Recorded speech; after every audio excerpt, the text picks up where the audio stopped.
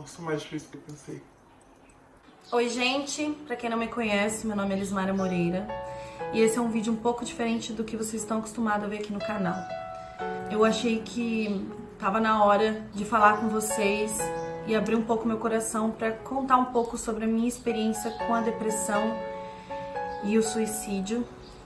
Esse é um assunto ainda um pouco complicado pra mim e ainda que seja difícil, eu acredito que eu devo usar isso para ajudar outras pessoas. Talvez você que esteja me assistindo sofre com a depressão. Todos os dias tem dificuldade em viver e acha que morrer é o melhor remédio ou é a única alternativa.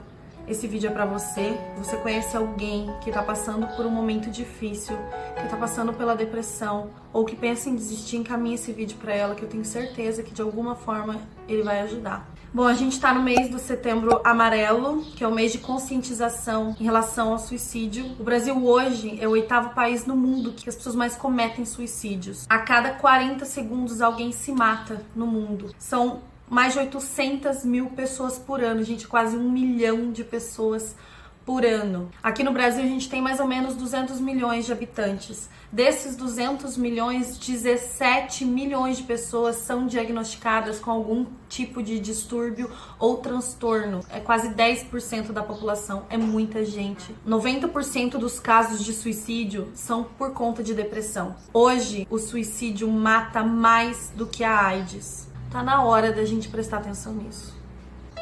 Nos dias de hoje, com tanta informação, ainda tem gente que tem coragem de dizer que depressão é mimimi, que depressão é frescura, que depressão é falta de Deus, é querer chamar atenção. A depressão é uma doença, ela é um distúrbio cerebral, consequência de um desequilíbrio químico no seu cérebro. Em 90% dos casos, os problemas eles vão se agravando se não tiver um tratamento adequado. É muito fácil as pessoas virem na internet e falar assim: Ó, você vai ficar bem, vai ficar tudo certo, procura uma igreja. Sendo que as pessoas não passaram por isso. Só entende a depressão quem já passou ou quem foi forte o suficiente para ficar ao lado de alguém que sofre disso. Eu vou contar para vocês um pouco da minha história. É difícil falar disso ainda. Eu sou diagnosticada com um quadro de depressão crônica. A minha depressão, ela não é uma coisa que hoje me domina, graças a Deus, hoje bem controlada, só que ela tem os seus picos, né? Então é uma coisa que não some completamente, assim, pelo menos a minha ainda não sumiu completamente. Eu já convivo com isso há mais ou menos uns 16 anos. Quando eu era pequena, meus pais não entendiam muito isso e eles achavam muito que era frescura, né? Como a maioria das pessoas. Eu sofri muito bullying na escola. Eu era criança feia, eu era muito cafona, as pessoas zoavam meu cabelo, o meu nome, e eu fui muito zoada na escola. Então, pra mim, a escola foi uma coisa muito complicada de se passar. O pior era em casa, porque eu sempre tive uma relação muito conturbada com a minha mãe. E antes de mais nada, eu quero pedir pra vocês de coração, assim, que independente do que eu for dizer aqui, eu peço que vocês não julguem a minha mãe, porque hoje eu entendo ela. Eu fui a primeira filha, ela não sabia bem como me criar. E ela teve uma infância muito difícil, porque essa dor foi minha, esse sofrimento foi meu e eu perdoei. Então, eu estudava muito, porque eu queria ser inteligente. Na minha cabeça, se eu fosse inteligente, as pessoas iam parar de fazer bullying comigo, iam parar de me incomodar na escola, sabe? E eu ia trazer orgulho pra dentro de casa. Então, na minha cabeça, era isso que eu tinha que fazer para as coisas melhorarem. Só que não adiantava muito, porque a minha mãe chegava na escola pra pegar meu boletim e as pessoas falavam: meu Deus, essa menina é muito inteligente, mas ela conversa demais na aula, porque ela aprende rápido e daí ela começa a conversar. Aí, ao invés da minha mãe me parabenizar pelas minhas notas, chegava em casa e ela me batia, porque eu era uma menina que na cabeça dela tava fazendo ela passar vergonha na escola, ou porque eu tava dando problema. E aí era sempre essa comparação entre eu e a minha irmã, que eu tinha que ser como ela. Eu odiava limpar a casa quando eu era pequena, então eu apanhava muito pra limpar a casa. Minha irmã já era muito mais dona de casa, então ela queria que eu fosse esse tipo de criança, mas a minha personalidade era totalmente diferente e ela não conseguia entender isso. Então isso ia me frustrando, começou a me frustrar aí. As coisas só se agravavam dia após dia. A minha mãe muitas vezes falava assim que eu não ia ser ninguém, porque eu dava muito problema. E as palavras que ela me dizia me magoavam muito. Eu sei que ela falava da boca pra fora, mas doía. Falava muito que eu devia ter nascido morta, que ela devia ter me abortado, que eu devia morrer, que eu devia sumir. E o maior problema começou a ser instalado aí, que foi a rejeição. Eu me sentia muito rejeitada pela pessoa que mais eu queria ser amada, sabe? Era muito difícil.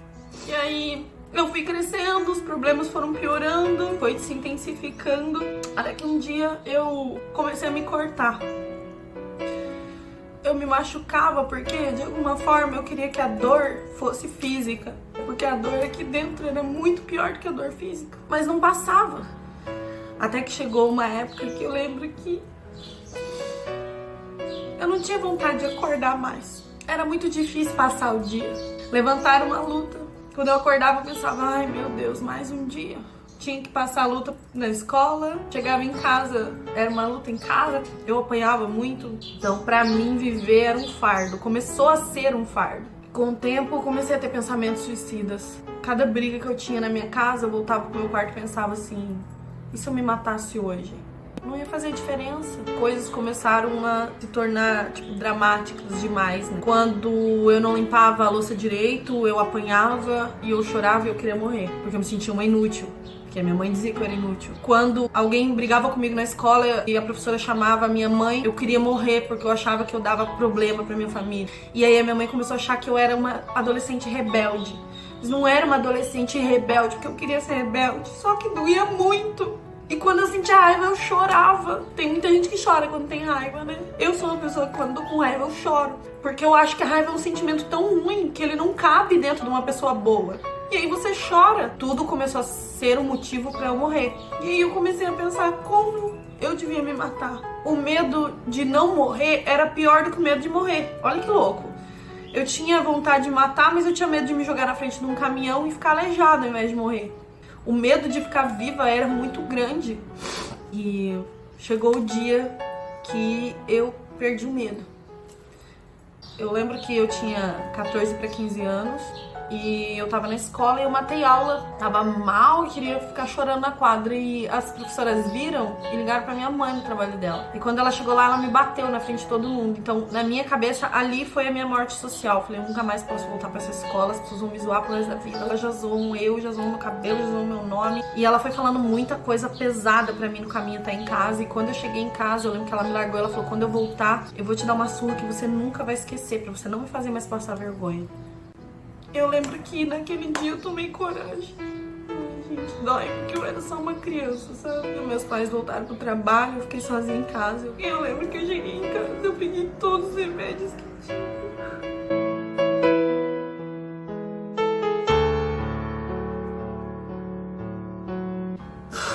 Eu choro, gente, porque se passaram mais de 12 anos. E dói até hoje, porque eu sinto tudo que eu senti naquele dia.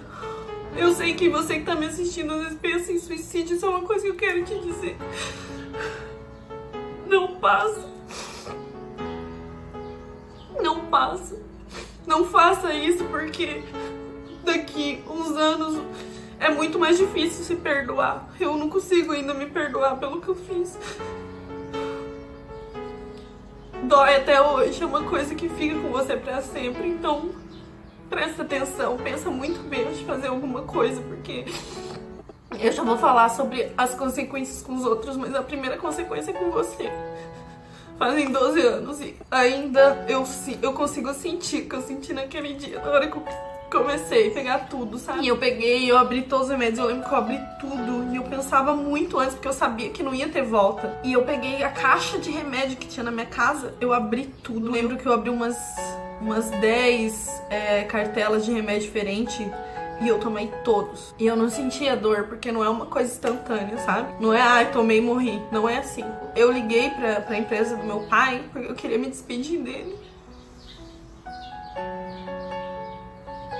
E eu lembro que a minha mãe atendeu o telefone. Eles trabalhavam na mesma empresa. E ela falou assim, o que você quer, desgraça? Eu falei, eu não quero falar com você, eu quero falar com meu pai. Aí ela pegou e falou assim, quando eu chegar em casa você já vai ver como é que você vai falar com seu pai. E aí eu desliguei o telefone e eu falei, eu quero morrer agora. Eu fui, peguei um copo de que boa e eu lembro que eu coloquei, na hora que eu coloquei, pra vocês terem uma ideia, eu nem vomitei aquela que boa. Queimou tudo por dentro. Gente, foi horrível. A dor da morte, porque aquilo pra mim foi a dor da morte. É horrível.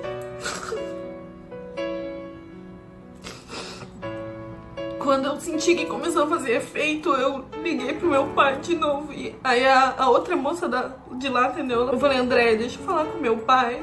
Ela falou, ele não tá aqui. Eu falei, fala pra ele que eu amo ele muito.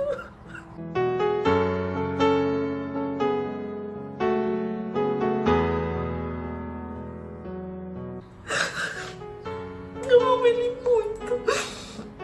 Ela falou, Lismara, o que você tá fazendo? O que tá acontecendo? Aí ela se ligou que tinha alguma coisa errada. Ela falou, vou ligar pro seu pai. E aí eu falei, não precisa, só fala que eu amo ele demais. E desliguei o telefone. E aí, gente, eu vou falar bem a verdade pra vocês. Eu lembro só flashes daí, porque eu desmaiei. Eu acordei com muita dor e desmaiei de novo. Quando eu acordei, o meu pai já tava na minha casa. Eu tava caída no chão.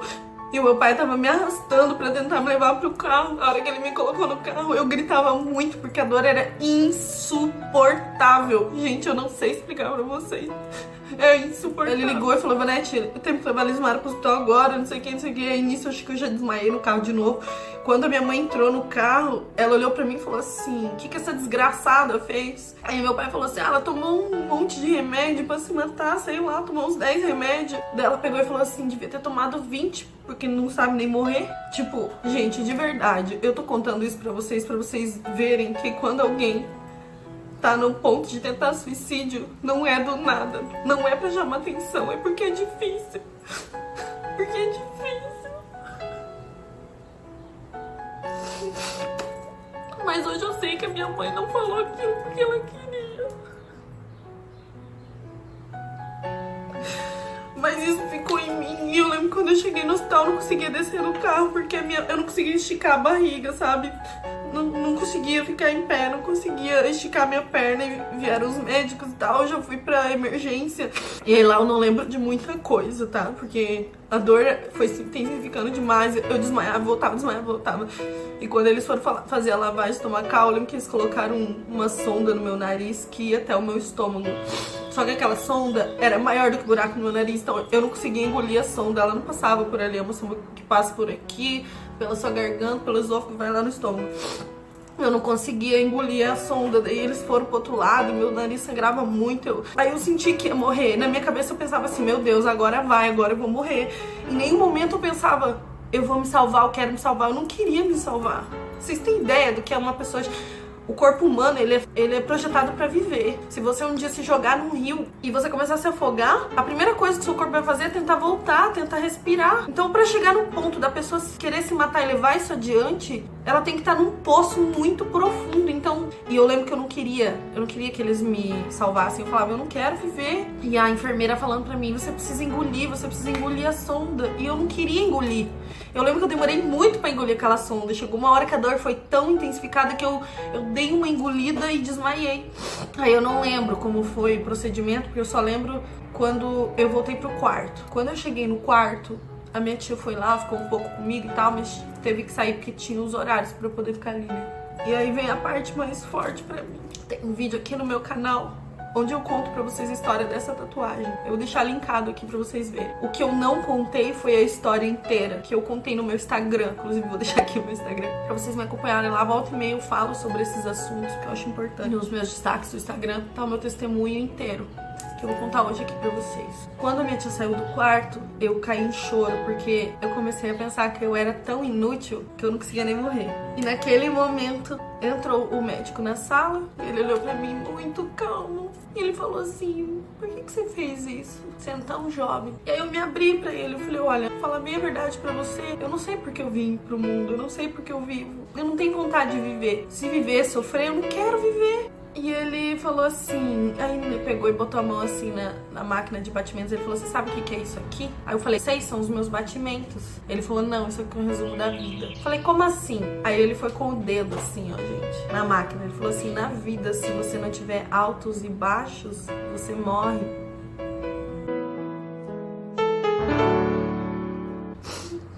E ele falou assim, você não tá sozinho.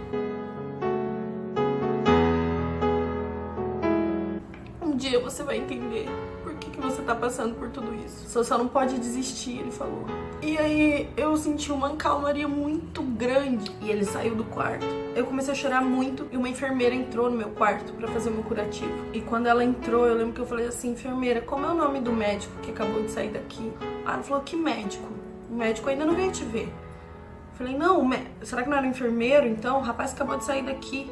Ela falou, como que ele era? Aí eu peguei e dei as características físicas dele. E daí, gente, eu juro pra vocês, eu lembro como se fosse hoje a cara que ela fez, o jeito que ela falou, eu lembro tudo. E ela olhou pra mim e falou assim, amada, eu tô aqui do lado de fora do seu quarto o tempo todo. Ninguém entrou aqui.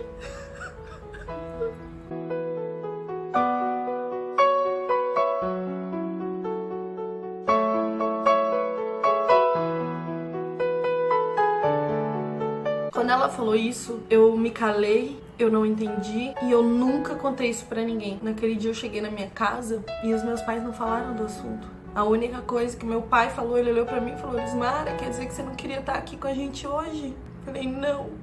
Ele falou, por quê? Você tem tudo. Esse é um grande erro das pessoas achar que só sofre de depressão quem não tem família, quem passou por um luto. Depressão não escolhe ninguém. E nunca mais, gente, até o dia de hoje, nunca mais os meus pais tocaram nesse assunto na minha casa. Eles nunca falaram comigo, porque eu sei que eles talvez não tenham preparo pra isso, mas nunca minha mãe chegou e falou assim, filha, você tá bem? Você quer conversar? Eu encontrava esse apoio nos meus amigos, de verdade. Eu sei que hoje você não vê uma saída. Eu sei que hoje você não vê um motivo pra continuar. Eu sei que você hoje acha que a sua dor é tão grande que ninguém vai entender ela ou que você nunca vai conseguir deixar a dor embora. Eu sei que é difícil pra você ouvir isso. Mas vai passar. Eu entendo você. Eu passei por isso, eu sinto isso todos os dias. Olhe nos meus olhos agora, entendo o que eu vou te dizer. Você importa, a sua vida importa, você tem valor pra mim, você tem valor pra Deus. Você acha que é mais fácil acabar com a sua vida do que com a sua dor? Eu gostaria que você agora se colocasse no lugar que eu vou te pôr. Imagine que você tentou o suicídio, que deu certo, que você morreu. Você não tá mais aqui. Você acha que as pessoas vão sofrer um pouco, mas depois vai passar, né? Então, eu quero que você agora traga na sua frente a pessoa que você mais ama na sua vida. Seja sua mãe, seja seu pai, um marido, uma esposa, um filho, um irmão ou um melhor amigo. Alguém que você ama muito e que você sabe que te ama também. Colocou essa pessoa na sua frente? Agora imagine que você morreu e olha pra ela. Eu já perdi uma pessoa pro suicídio. E não é você que morre. Não é a sua dor que morre, não é o seu problema que morre. As pessoas ao seu redor morrem também. A vida toda, não é um ano, não é 5 meses, não é, 5 anos. A vida toda, essas pessoas vão se culpar, mesmo sabendo que elas não tiveram culpa. As pessoas vão pensar, o que faltou eu fazer? Será que faltou eu prestar atenção no meu filho? Será que faltou eu prestar atenção no meu amigo? Será que ele tava me pedindo ajuda e eu não percebi? Será que eu podia ter evitado? Será que eu podia ter feito alguma coisa? E ele nunca vai te ver com os olhos de um suicida, ele vai continuar te vendo com os olhos de filho. Aquele seu amigo que te perder vai continuar pensando nos momentos bons, nas conversas, nas risadas. A sua namorada vai lembrar da música de você. O seu marido vai pensar naquele jantar que ele queria ter te levado e não te levou. Tudo isso, gente, mata as pessoas ao seu redor, não mata só você. Não tenha vergonha de dizer que você precisa de ajuda. Você precisa falar com alguém. Não se isole. Não ache que o mundo tá contra você. Procure ajuda. Se você precisar se medicar, se medique. Se você achar que você vai encontrar um caminho em Deus, procure a Deus. Eu encontrei em Jesus. Eu tô usando essa camisa amarela hoje da Jornada Jovem, que foi um movimento que eu comecei a participar que mudou a minha vida. Eu sei que muita gente me julga pelo meu jeito de falar, por eu ser meio bagaceiro, por às vezes eu falar palavrão ou por eu postar alguma foto um pouco mais ousada. E as pessoas acham que eu não tenho direito de falar de Deus. Mas eu não tô nem aí. E eu tô aqui pra falar pra você que Deus não desistiu de você, Ele não esqueceu de você. Ele não esqueceu de mim no momento que eu esqueci dele.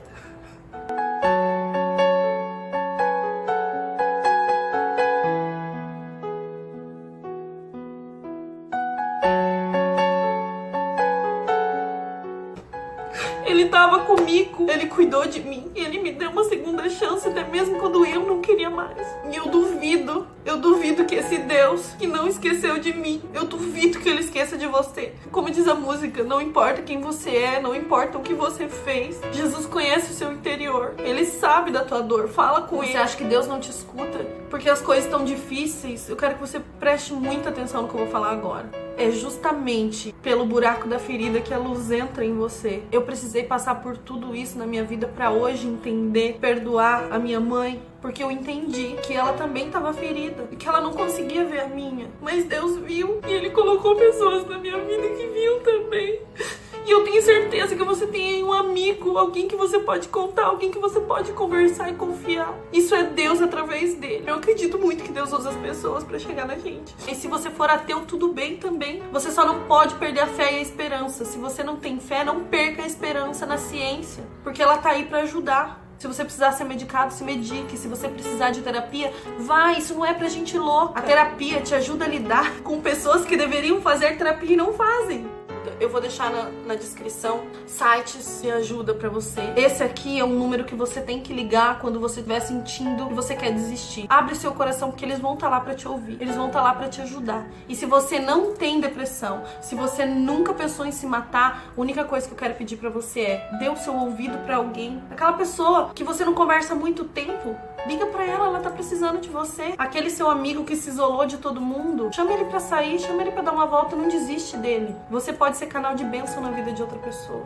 Por isso ame mais, abrace mais, pois não sabemos quanto tempo temos pra respirar.